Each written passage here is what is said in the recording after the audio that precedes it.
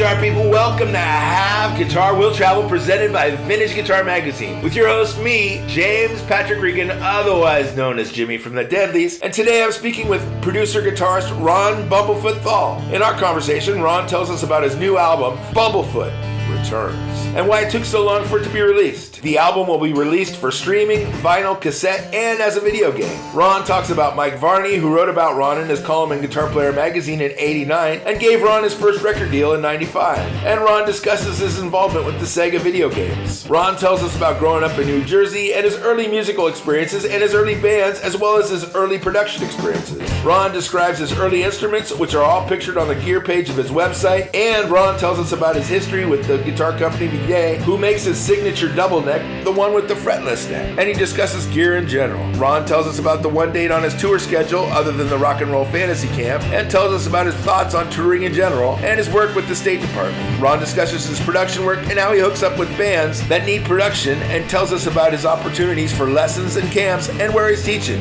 Ron describes his time playing in Guns N' Roses and Asia, as well as with Lita Ford. Finally, Ron tells us about how he entered the world of hot sauces. His sauces are available on his website, and you can find out all you want to know about Ron Bumblefoot Thal at his website, bumblefoot.com. That's BUMBLEFOOT.com. Please subscribe, like, comment, share, and most of all, review this podcast. I'd really appreciate it. And guess what? Please support Vintage Guitar Magazine and all the wonderful things they do for us guitar players, because guess what? They still do wonderful things for us guitar players. Here's my buddy Ron. Hey there, Ron. Yeah. How are you, sir? How you doing? Good. So how are you? I'm good. How are you? Doing all right. Good. I listened to the news. It's a single, right? Yeah. Yeah, it's great. It's fantastic. It explodes your mind. It's like if you wanted to know what the future of science fiction sounded like, then that would be it.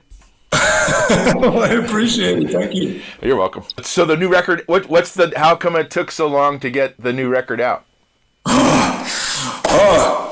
Where do I begin? All right. Well, it started with the pandemic, where I first got the idea to do it and started working on it. And it was pretty much done by June of 2023. The mixing was done, everything was good. Okay. But at that point, and building up to it, I was working on the albums with Whom Gods Destroy and Art of Anarchy.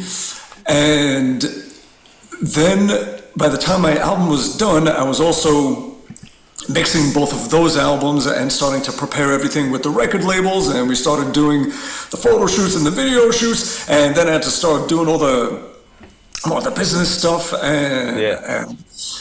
and preparing to do some shows, and it was the option of telling everyone else in those bands to just hold tight, fuck off, and I'm gonna do my thing and screw in all of them and the record labels and everybody, or just putting my thing, just pressing pause on that and taking care of those bands and make sure that everything got done. Yeah. So got all that done. Yeah. And, it was two bands doing everything at the same time. We were writing the album, we were mixing the album, we were finishing the album, we were shooting videos, every single thing was exactly the same time. And everything, putting out singles, promotion, to try and do that with, one is tough, two is crazy, three is impossible. So I just had to wait on mine. And then by the spring, it's like, okay, everything is clear. I'm starting to see the sun through the clouds, and got back on with this. And at that point, what took the longest was really the artwork and the video and all of that stuff, just getting that done, because what I wanted to do is I wanted to take my very first album from 30 years ago and have almost like a remake in a way, like the artwork evolved. It's similar to it, but just like, what would it look like 30 years later? Yeah. And instead of having on that one, there was this thing that my guitar, there was this B-foot thing. I don't know if you've ever seen the album cover. Sure. But, okay, so you know that creature on top, the bumblefoot. Yes, exactly. Like a human foot with black and yellow stripes, wings, and a stinger. Yeah. And then I had a guitar like that. So I was like, you know what? Let me do, this is my main guitar now. Okay. So what if I make this the new thing on the album? So I tried to make a spaceship that looked like this. Yeah. And it wasn't working out. I suck. So I hired an artist and he whipped something together. It was fantastic. And then I had a 3D rendering dude that knows all the 3D software. Sure. He took it and he made, and this took a while, to do a 3D version of it. So this way I could use it in music video, in video game, and for the artwork. So I could have it at any angle. You could just take the 3D model, tilt it this way, and just say, okay, render 2D image, boom, done. Let's get it from this angle, render 2D image, done. Yeah. So instead of having to redraw it every time, now I have this 3D version of the new, I guess, guitar ship, for lack of a better term. Yeah, yeah. And then from there, it's like, all right, pieces are now, can be used. So I got the album artist and had him, I took all the things that I was using in the music video, all these weird elements that were in there. It's like, here's 100 different little things. Let's put it together, make album art. And he made the cover and the album design and the albums, they look so great. Like the vinyl, it's, gatefold, 2 discs. And the second disc is clear, like a UV pressing that has artwork on side 4. So that when you're listening to side 3, you see it through from side 4, the art on it. And if you just flip it and just want to look at side 4, there's all the art. Similar to Pink Floyd's 50th anniversary that they did with the UV pressing that has the artwork on it. Yeah, yeah. So the second disc looks like that. And then full art on both sleeves. And the CD is just, 1 disc. And the booklet folds out into like a 4-panel poster. Wow. Art on this side, and then another image art on that side. And I'm doing a cassette. Why the hell not? My first album was on cassette, so I'm putting it out on cassette. So vinyl, CD, cassette. Yeah. And then I worked with this great animator, Radek Grabinski from Poland. Okay. And he helped with the music video. Yeah, yeah. Like it started off, the first 30 seconds were pretty much like my doing, and it was all crazy chaos stuff. And then all the beautiful stuff that looks professional and nice, that's him. Okay. And he took it from there, and we worked together, and he really did the best parts of it, and turned it into that wonderful video that he made. Yeah. And he did a video game. Oh, so did he really? It was supposed to come out with the single, but Apple flagged it for review and held it up. So it was either going to be only out for Android, Google, PC, and not for all Apple products. Yeah. Or we just wait on it. So we're waiting on it. I could show you what the video game looks like. Yeah. So it's going to be a free game for people. And it's just like an old retro space shooter game. Give this a little turn. So it plays the music. All you have to do is you just hold down the guitar ship. You just either, if it's a screen on your phone, you just press it down and move it around, and it just shoots as you move it. Yeah. And otherwise, you're using just pressing down a mouse or your touchpad. So, new game. Here we go. Press this down, and there we go. And we just start shooting. There's the mouse ship. Get back. And grab the power-ups. And let's see. We got some more here. Wow. Power-ups. And these things are shooting back at you, so you gotta dodge the bullets while you shoot them. Good, got it. Get the power-up. All right, there's another one. Shooting more. Shoot, shoot. Shoot, shoot, shoot. All right, you got it. Oh, I suck at this. All right, but that's, and then it gets more and more elaborate as it goes. Yeah. And yeah, so that game is going to come out hopefully before the album comes out. Okay. I'll have that video game for people to play. Right on. And we talked about maybe over time adding to the game and adding like actual like awards that people can get, like some bonus thing where it's either unreleased music or something. Yeah. Like we can keep updating the game. Yeah. But yeah, it's just something I just wanted to do for people, just to make it more fun for them when I put this out. Sure. So that we would have the song to listen to, the video to watch, and a game you could actually play. I understand. Yeah. Speaking of the first album, do you still keep in contact with Mike Varney? Yeah. I just wished him a happy birthday on his birthday, and we saw each other just a couple of years ago. We did this music camp together, and had some good quality time together. It was good just to kind of catch up and make sense of everything from 30 years ago. And, Yeah. And beyond. He put you in the column in '89? Yes. Yeah. So that even ties into some things with this album. So that Spotlight column, it was August '89, and I remember this teenage kid wrote to me. He's like, "Hi, my name is Guthrie. I live in the UK."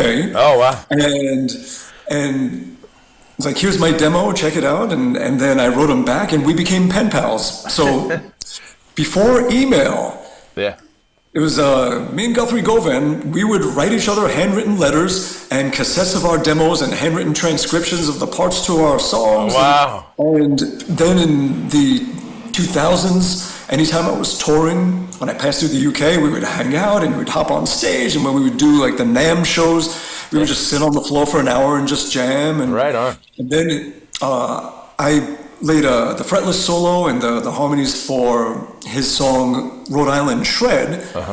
And then he put out his album Erotic Cakes in 2006, and the rest is history. He just took off from there, as he should have. And, of course. What was the delay? You virtually met Varney in '89, but he didn't put out your record until '95. What happened in those 5 years? He offered me a record deal, and he wanted me to do instrumental music, and I didn't want to. I wanted to do vocal music. My dream was always to be in a band. Yeah. And I had a band, and I sang, and we all, we wrote, and that's what I was looking to do. So then, in '94, he told me he was starting a subsidiary label where he was going to put out vocal music. Yeah. I was like, great, let's do it. But he said, well, before... I signed the contract, and then I said, before we put out your vocal music, can we just put out one instrumental album? Like, I didn't want to do this. Okay. So put it out, and that was Adventures of Bumblefoot. That was the song, the album in '95. Yeah. And then in '97, we put out the Hermit album. And in between, I did a soundtrack for a Sega video game, did all the music for it, this crazy, weird game called Wild Woody. Yeah. And it was one of the first video games to have actual music on it, like recorded 16-bit, CD quality sound. So, very strange game. Yep. Do kids know you? Do kids know you from are there kids coming to your shows because of the video game music? Well, I think people my age that were kids back then, that were younger and played video games, they know of it.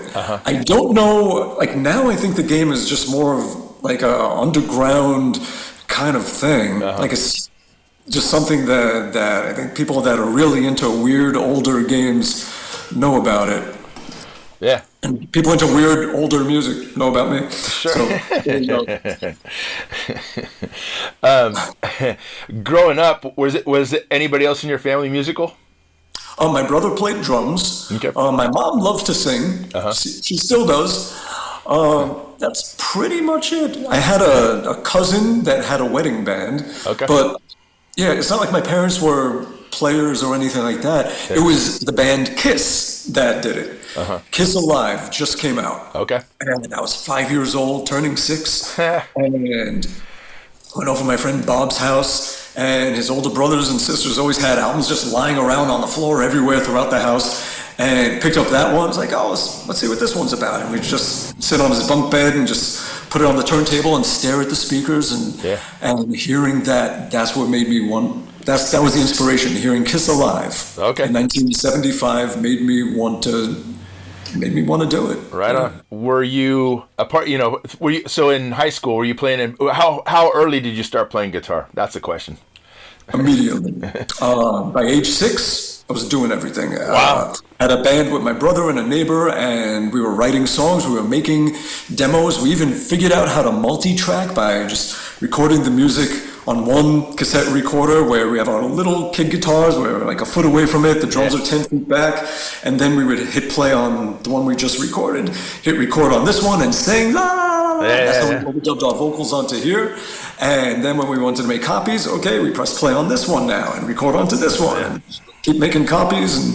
And we would just play shows in my backyard and my neighbor's backyard, and then eventually at the school we went to, and by age 14, I had a puberty mustache so I could get into bars, because I didn't check ID in the 80s, and started playing bars and just kept it going, so yeah. Right on. And what about, as far as musical training, were you taking lessons, or were you just figuring it out on your own?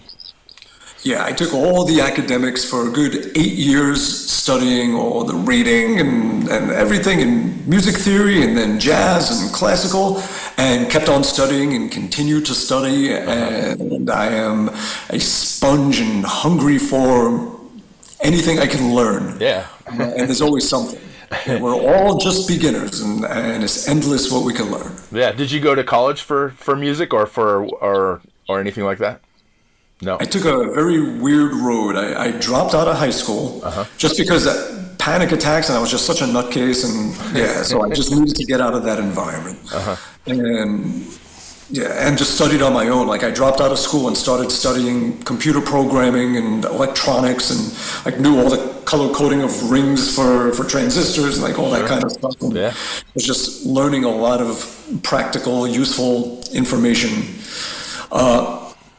And then eventually got my GED.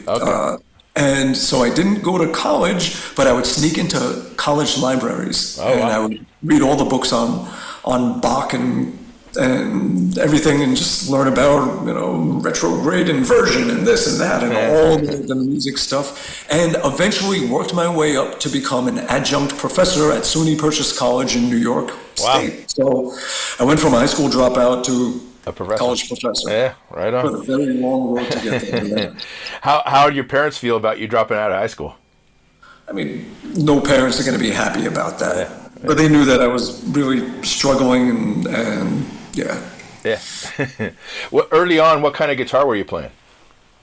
Oh, let's see. Some of the first guitars I had some interesting guitars. In fact, if you go onto my website, bumblefoot.com, and go to gear, there's pictures and stories of all the old guitars. Wow, right on. So I had this imitation Les Paul by a company called Pace.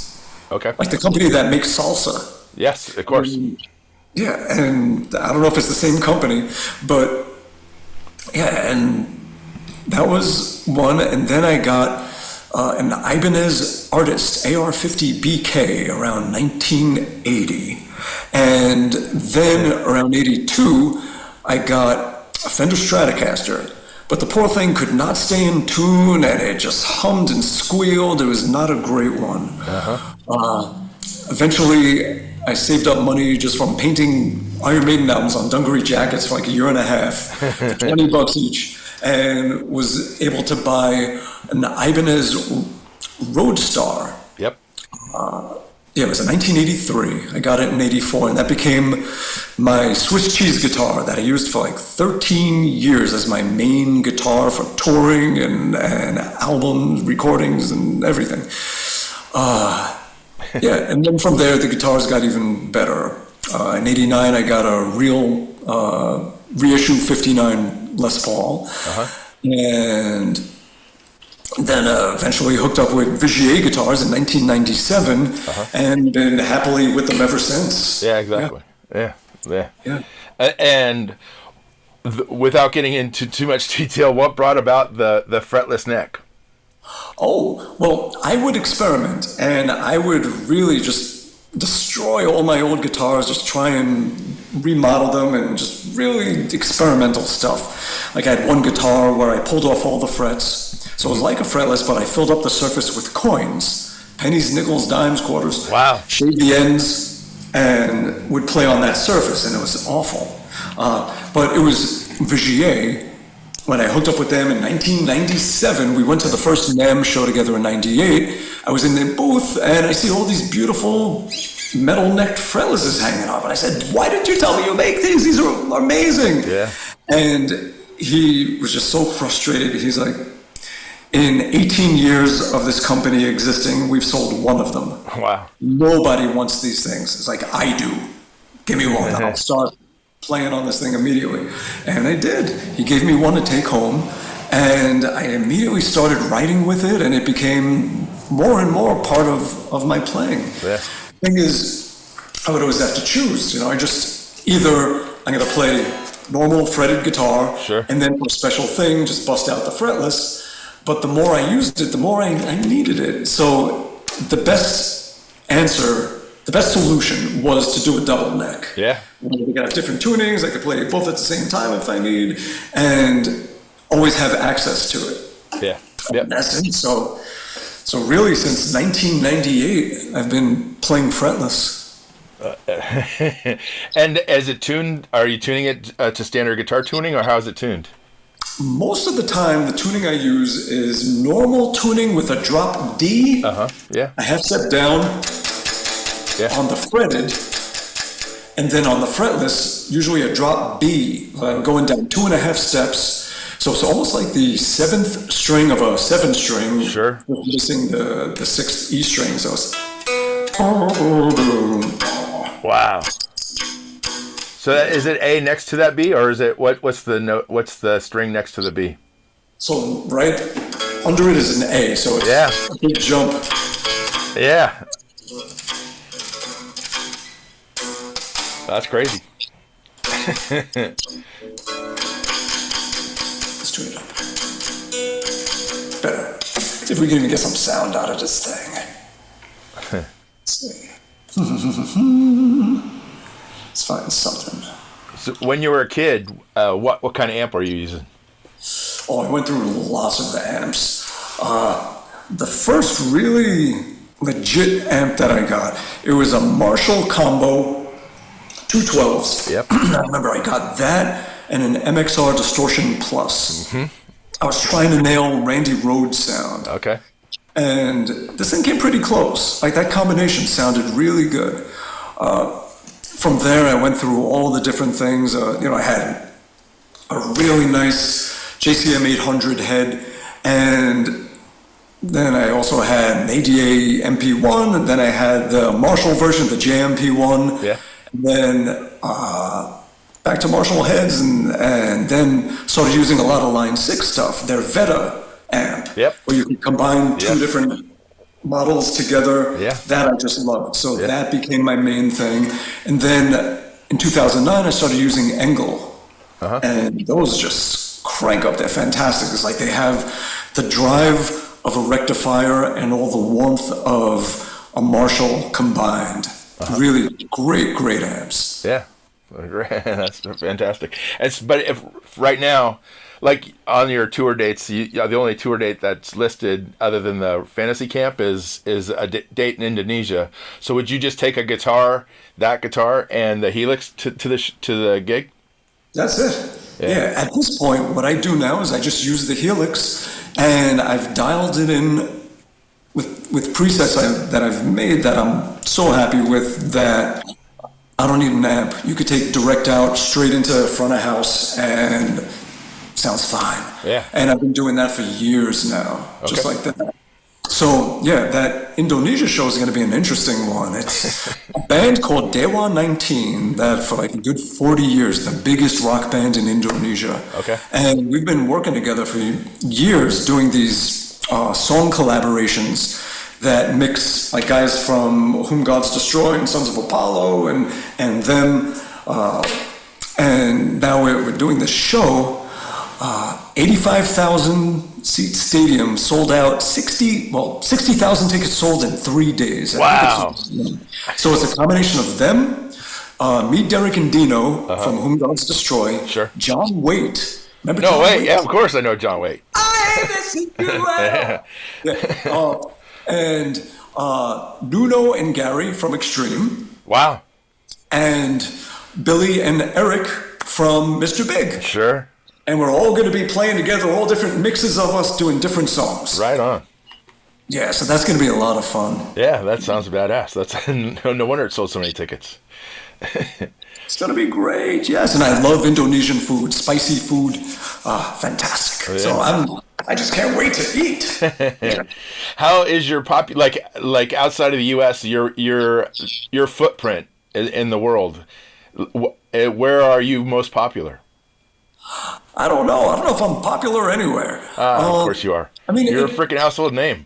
I think it's more about guitar players than locations. Yeah. So it's more wherever there happen to be a group of guitar players there. Uh-huh. So I've done a lot of touring in France. That was a big home base because when Shrapnel, when they were licensing out the album to Roadrunner Japan, Roadrunner Europe, and Roadrunner France, they were the first ones to bring me out to tour and to give support to it. So I have a very long, good relationship with France. Okay. Done a lot of stuff in UK and where else? All different. Romania. I mean, I've played all kinds of interesting places. Yeah. Belarus, Albania. I did a lot of work with the State Department where I would go out with them, and we would do things just to bolster just good humanity between the U.S. and all these different countries. And so I got to play a lot of places that aren't usually on the radar for a touring musician. Okay. Brunei. Uh-huh. I've done some really nice stuff in Bahrain, Dubai, and there's this really cool metal band in Tunisia called Carthagods. Okay. And I've done some things with them. Okay. And do you fly around in like a military jet, or how do you get around? That? What's that? No, I just hop on whatever plane and meet them there. And do you really? Yeah. So to get to, I don't know, Bahrain, like how easy is that? Just flying? Oh, that's easy, yeah. Because it's so close to Dubai that you just fly to Dubai and then hop over there. Yeah, and that one actually, that wasn't with the military. That was with a friend's band. Okay. There's a rock band in Dubai that I've done a bunch of things with. So with them, we would do a bunch of stuff, and also in India with them, yeah. Any close calls when you're traveling to all these crazy places? Yeah. Remember one time flying to Europe overnight, and halfway over the Atlantic, the plane lost power. Oh, They're on a backup generator, and they, and we had to turn around and go back, and they had to burn off all the fuel as they went. So it was like the plane was like shaking the whole ride back because they were like almost the equivalent of riding with the gas and the brake on to try and get rid of the fuel. Yeah. It was still like really heavy to land, and when we came down, it was like, oh no! And as we were getting close, all you see is fire truck, ambulance, fire truck, ambulance, oh, fire truck, ambulance, just swarming as we were like just getting ready to like meet us right there, and then just hopped on the next plane and went back, and got there. Unfortunately, a few hours late, but got there. Yeah. There was one time in Malaysia where some guy was claiming to be an officer, an immigration officer, and said that I wasn't allowed to play, that I was blacklisted because of something an ex-band supposedly did, and that they were going to arrest me if I played this big festival. And I was like, fuck it, I'm playing it. And they were the guy was there with like 10 cops waiting behind the stage to arrest me after I got off stage for playing. And at the last minute, the promoter, he knew I was on the last song and halfway through the last song. So he said, just come into my office. I need to show you something before we, just to get them away from the stage. And while they were in the office, as soon as I finished the song, I was like scooped up by like a bunch of people and thrown in the back of a van and taken to the hotel. Wow. And just to get out of there. And that was that. It's like, good. And then I got a text from the promoters like, you might have to flee to Singapore. Oh my God. You may not be able to. It's like, fuck that. I'm going to the airport, and yeah. And sure enough, I flew I went to the airport and I got on the plane and everything was fine, and I've been back since and everything was fine. It was just some asshole just trying to extort. Yeah. Crazy. Yeah, so there's been plenty of interesting situations. Yeah. Yeah, that happens. And are you going to tour this new solo record? I'd like to do more one-offs, like if there's like a guitar festival or a music camp and things like that. I don't want to just get in a van or a bus and just play a show. I feel like those days are kind of behind me, and I enjoy more doing these one-off events and getting back home and being with family. And, Sure. And like I'm at a point in life where I enjoy being a coach more than I enjoy being on the field. Oh, yeah. And I love producing bands and helping other people get on the field. Yeah. I feel like that's my place in life now as I ride off into the sunset. No. You're not right. It's to help other people. Yeah, like I teach them from the stupid mistakes I made and help them do their thing. So I love producing artists, especially just up and coming, starting out kind of people. Like there's a couple of bands that I've been doing that with, and yeah, it's very gratifying to see them get out there and do it and release their music and do everything. Yeah. Do these bands seek you out, or do you seek them out? A lot of times it's just random divine intervention of events. Yeah, like just exactly, like just stars align to make it happen in some way.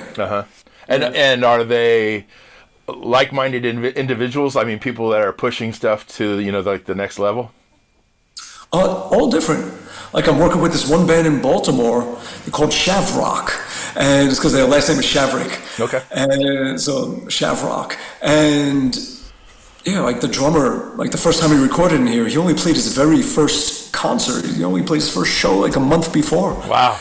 But he did great, and they sound almost like Daughtry with Scorpion's guitar harmonies and like a Slash type like soloing going on. Okay. Really good shit. So I know just what they want to sound like. Yeah. I know what they do sound like, what their personality is, and I'm just pushing it forward and working with them and really helping to shape their songs arrangement-wise, performance-wise, mixing, everything. So there's them. There's a band I've been working with for years called the Dodies. They're a garage rock band that sounds like a mixture of like Nirvana and Radiohead. And phenomenal. They're very organic and just like the singer has that depth that Cobain had. And he has such a dynamic voice. Like his voice has so many dimensions to it and such a range. Like he sounds like anything from like someone screaming to the singer of the Darkness. So he sings and plays, and he loves just making like a wall of noise with just like a lot of delay and reverb and all kinds of things. We'll get into that and effects. And the drummer is amazing. He plays the entire kit with just one arm and plays bass on a synth. Oh, wow. He's playing and sings back in vocals, and he's got groove. He's solid. And when I work with them, no click, no sampling, no bullshit, just the two of them looking at each other, eye contact, locking in, recording, first or second take, everything, and they're phenomenal. Wow. So they've been putting out great singles for their next album. They're doing their third album called Dreamism, which is going to be out pretty soon, next month.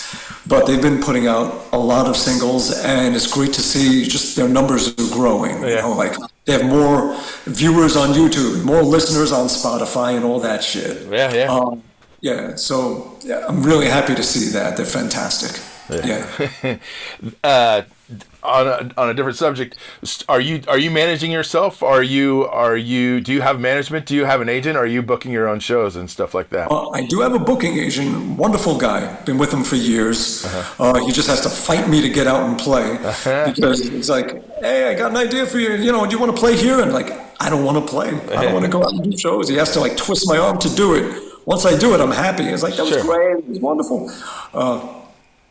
So I have a booking agent. As far as management goes, I find that most managers are truly the scum of the music industry. They are the worst leeches, good for nothing.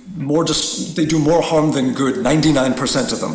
Yeah. And the 1% that are good, they're busy as hell. They don't have time for me or anyone else. Yeah. They, it's like Doc McGee. He had Kiss. Yeah. Yeah, and like all the great ones like him. Yeah. And I have worked with him before, and he's fantastic. Yeah. For my own stuff, I can handle it myself. I do have people that are helping, like especially with the album and all of that. Yeah. An old friend of mine, Jason Leckberg, his team, they've been helping with making the new website and the web store and all that stuff. And I'll always bounce thoughts off of them. I try to get their input. I want to know what they think about things. If I'm thinking something, it's like, what do you think? I want to hear from everybody. Because I don't know it all. What about a guitar collection? Do you have a guitar collection? Do you save your old guitars? I do. It's not a big collection because I play what I have until I can't play it anymore. It's just been through too much hell, too much travel. Yeah. And then I'll get something else and play that until it's all beat up. It's like this one I've had for almost 8 years. Okay. And it's at a point where I've had to change the volume pots, change a couple of pieces in the bridge, things like that. So it's at a point where I could probably use a new one, but I like playing guitars until they can't be played anymore, and then another one, and I keep it. So I don't have a huge collection, maybe for 40-something years of playing 20 guitars, maybe. Okay. But it's all things that I've played, and they've certainly pitched a good game. Yeah. Do you have a studio there in your home, or? This is my studio, I have a second house that I use just for music, and this is it. Okay. It's a big empty house. This is where drums get recorded, and this room. And when I have bands that I'm working with, a lot of times they sleep over and they stay in this house, and we work night and day. Yeah. So I got this place about 22 years ago. Okay. And just gutted it and turned it into somewhere to make noise. And thankfully, I have very nice neighbors that put up with the noise, which I've done what I can to soundproof it. My neighbor, great guy named Eric, he plays guitar too. Every once in a while he comes over with some of his guitars and we hang out and jam a little bit. Yeah, great dude. And what part of the country are you in? Jersey, central Jersey. Okay. So this place is in like the north end of Princeton, and my house where I live is like 15 minutes away. Okay, all right, very good. When you were recording with Varney, did you go to Prairie Sun and Katati? No, I recorded everything. I was living at home with mom and dad, so just in the basement. Okay. I would record. I had 2 ADATs and a Mackie board, and I had a Marshall half stack under a blanket with an SM57, and I would during the summer, wait for the air conditioner to shut off, so that I would stop making noise so I could lay my guitar tracks, and every once in a while I would go upstairs to the thermostat and turn it up to like 90, so this way the air conditioner wouldn't go on. Then I hear my mom yelling, it's like, who touched the thermostat? There's like an oven in here. Sorry, gotta lay guitar tracks. And Varney was cool with that? He didn't want to, did he come out there to check on you or something? No, I would send him mixes and things. I would send him just cassettes and Right on. Yeah, so he was executive producing. He would, he had final say on the songs and everything, but he just let me run with it. He trusted me to just do my thing. Right. That very cool. Very cool. You brought up Slash earlier, so it's a gateway. How receptive was Axl to your and I'm going to politely calling it unconventional guitar playing? Eccentricities? Yes, exactly. He loves that kind of stuff. Yeah, okay. I mean, hell, Buckethead was in the band. Yes, So he was fine with that. Yeah. I don't think he loved my foot guitar. It might have been a little too Monty Python for a cool band that plays, proper Les Pauls and things. Exactly. Yeah. And how did you mesh with people like Richard Fortus? yeah, we did our thing. Yeah. Got out there and we just gave the best shows we could give, and we all, like, whoever was doing guitar duties while I was there for 8 years, Yeah. We would all work together to coordinate who's playing what, and yeah, we made it work. Yeah. But you're like, how much taller are you than Richard? You got to be like 2 feet taller than him. Me? Yeah. No, I'm short. Oh, no, you're not short. Yeah. I don't believe you. So, you were singing and playing in Asia.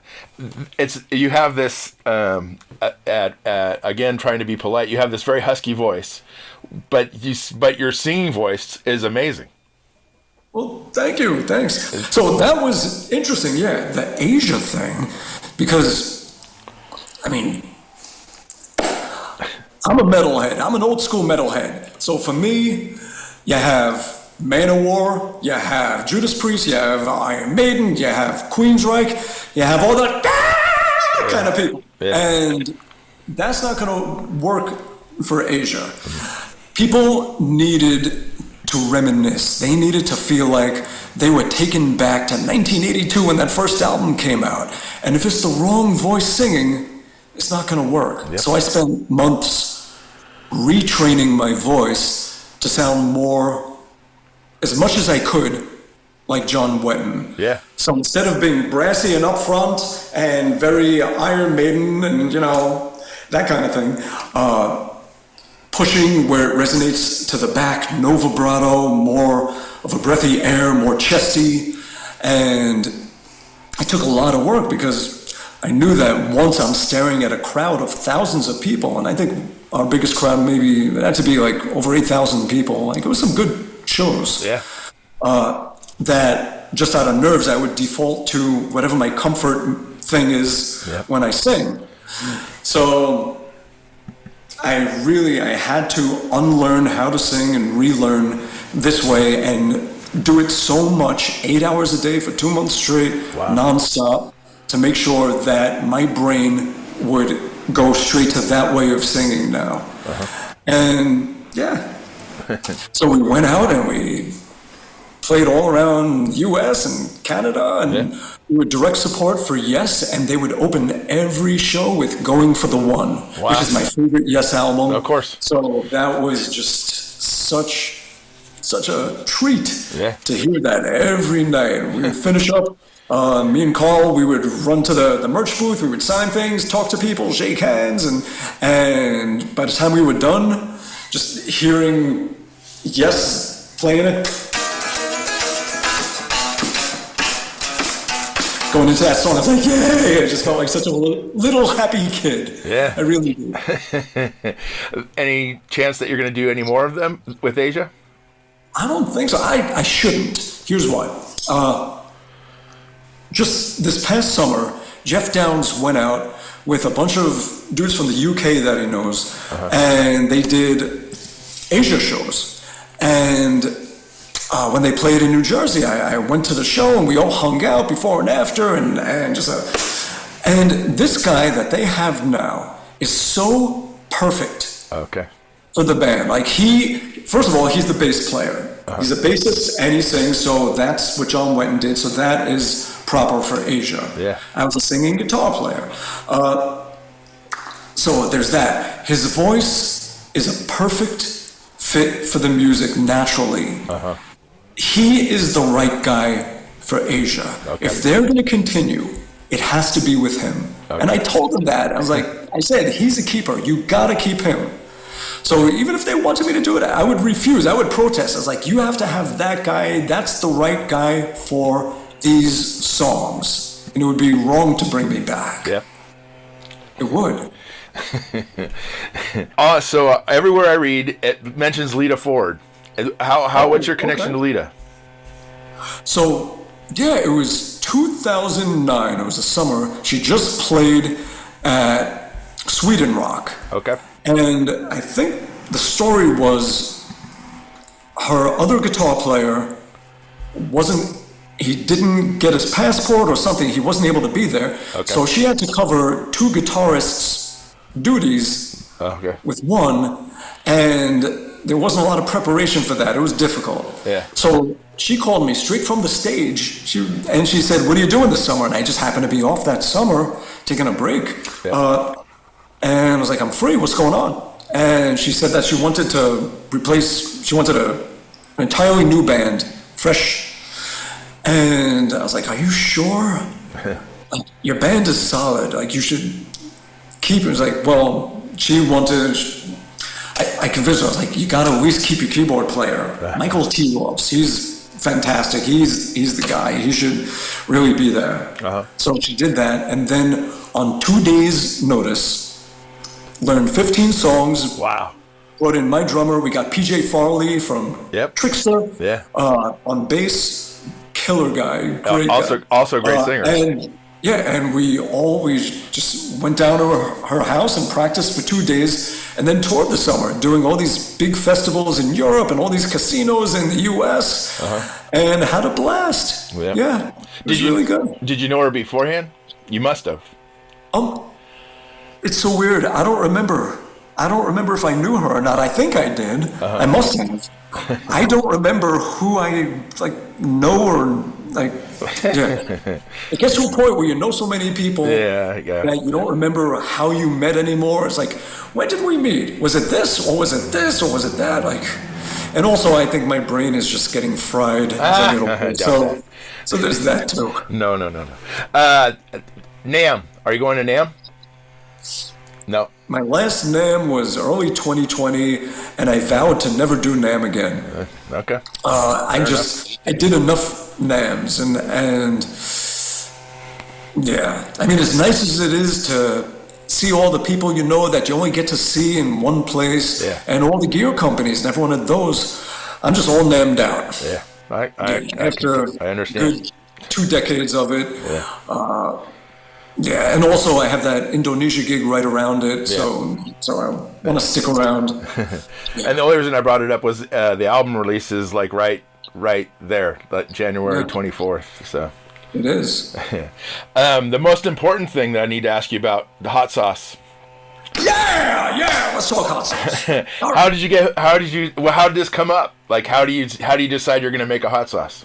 I love spicy food. I was 12 years old, and my cousin Steve, my older cousin, he bet me $5 that I couldn't eat a hot pepper. Like, we were over having a family get together, and it's like I'm saving up gear. I'm like money for gear. Like, I'm 12 years old. I'm trying to buy new pickups, DiMarzio Super Distortions and stuff, new distortion boxes. So I was like, all right, every $5 counts. So I ate it. It's like, I like this. So from that point on, I was into hot peppers. Okay. And made them all the time. And then people would start buying me hot sauces for birthday gifts. And next thing you know, my fridge, half of it is just nothing but bottles of hot sauce. And when you have that many and different combinations of fruit and this and these peppers and that, and you start thinking, I wonder how this would taste. How would blueberry and chocolate taste in a hot sauce? Yeah. And you start thinking of ideas, and then there was a company about 12 years ago that took me under their wing called K-John's out in Ohio. And I met with them, and we went into the kitchen and started cooking and experimenting and trying things. And by January 2013, I put out a line of hot sauces, and they handled distribution and everything, and it was great. We would go to all these hot sauce festivals together, and then they sold the company. Actually, they sold the company to my now distributor. Okay. Which is funny. So I'm still I still know them, and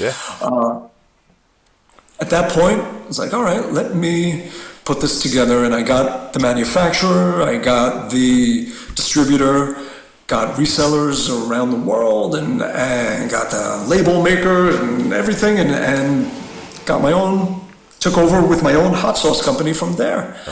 And yeah, that is it. Hot sauce is the heavy metal of music. Think about this.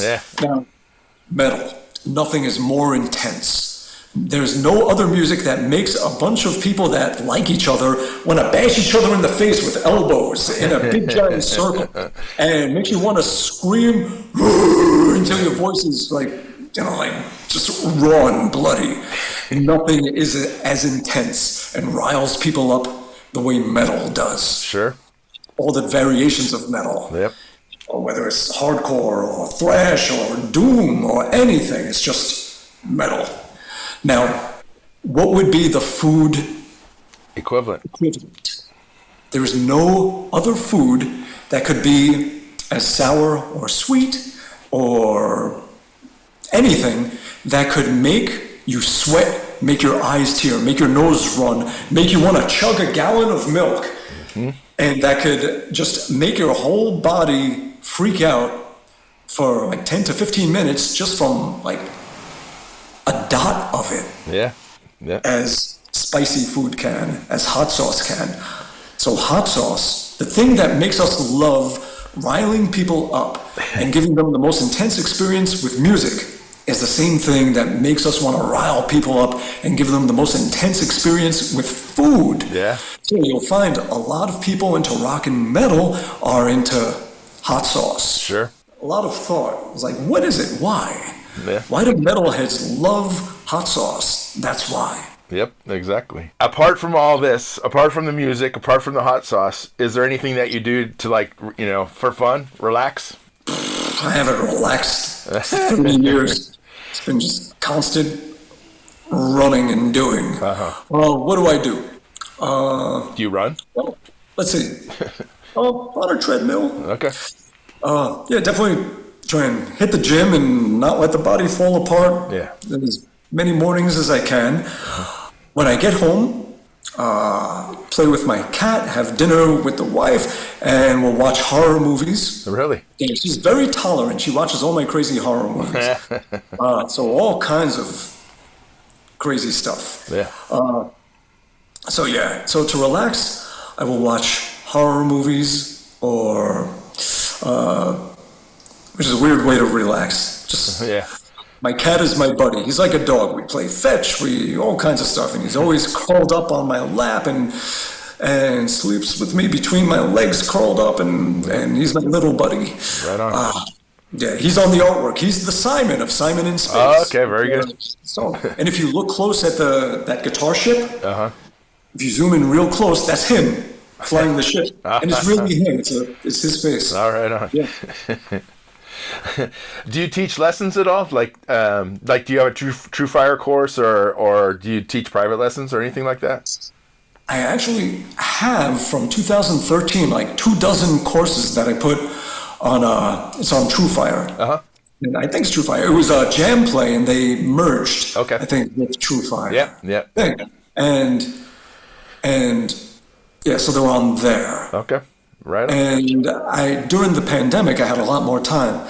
So I was doing a lot of online teaching. Okay. Now, mostly the teaching I do is at music camps. What I do sometimes is I do a 3-day boot camp where someone comes to the studio, and for 12 to 14 hours a day, just one-on-one, I just come up with a curriculum of everything they need and just torture the fuck out of them for 3 days. And we'll record a song together, and we'll just work on all kinds of stuff. Yeah. That's great. That's fantastic. So it's the Bumblefoot Boot Camp. 3-day boot camp. So I do a few of those. Right on. That's great. Well, I really appreciate your time. I mean, this is you've been very, very generous with your time here. And, no, it's a pleasure. It's great to chat about everything. Yeah. Absolutely. Thank you for your time for doing this. It's my pleasure. Hopefully, if you ever make it to the West Coast, I will be able to catch up with you and say hello in person. Absolutely. Where are you on the West Coast? I'm in Napa, California, so just north of San Francisco. Nice. Yeah. Very good. In Varney territory. Well, former Varney territory. Now he was in Nevada. Yeah. Now he's in Las Vegas. Very good. Well, happy holidays. Likewise. Merry Christmas. Yeah. Happy everything. Happy New Year. And hopefully I'll get to see you face to face one of these days. It would be great. It would be an honor for me. I'll tell you that. It would be my pleasure. Right on. Well, thank you. Thanks a lot. Have a great afternoon or evening. Yeah, you too. Have a great one. Yeah, bye-bye. Thank you. Bye-bye. Thanks for listening to Have Guitar Will Travel. You can catch up on all the things I'm doing at thedeadlies.com. And I'm on all the social media platforms as well. And please support Vintage Guitar and all the wonderful things they do, because they do many, many wonderful things for us guitar players. Thanks. Please subscribe. Please tell a friend. And I'll see you guys next week. Bye, guys.